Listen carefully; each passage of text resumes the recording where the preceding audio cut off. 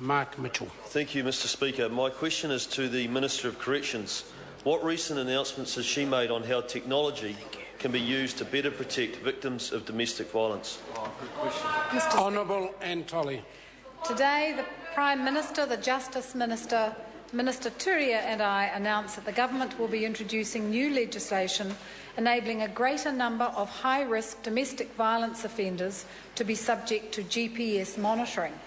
Unlike offenders released on parole, current legislation prevents corrections electronically monitoring offenders who have served a sentence of under 2 years in prison or who are serving a sentence of intensive supervision, even if they are considered a high risk to their victims. The changes outlined today means that corrections will be able to apply to the court to use GPS to monitor high-risk offenders serving these sentences, enabling corrections to better manage these dangerous criminals and provide a greater level of protection to victims. Supplementary question, Mark Mitchell. Thank you, Mr Speaker. To the Minister, how will GPS monitoring protect victims of domestic violence from their offender? Mr Honourable Speaker, Antoli. offenders on GPS monitoring are subject to strict conditions that limit their movements. Each offender has exclusion zones established where they cannot enter.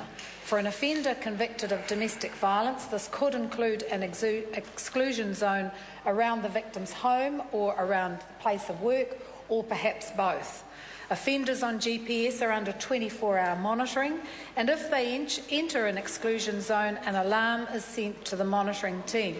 This allows immediate action to be taken, including the assistance of police if necessary.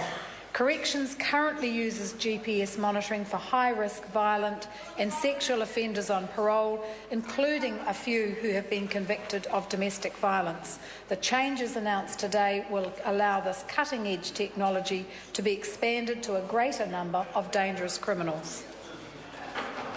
Question number 8, Jan Logie. Thank you, Mr Speaker. My question is to the Minister of Foreign Affairs and asks,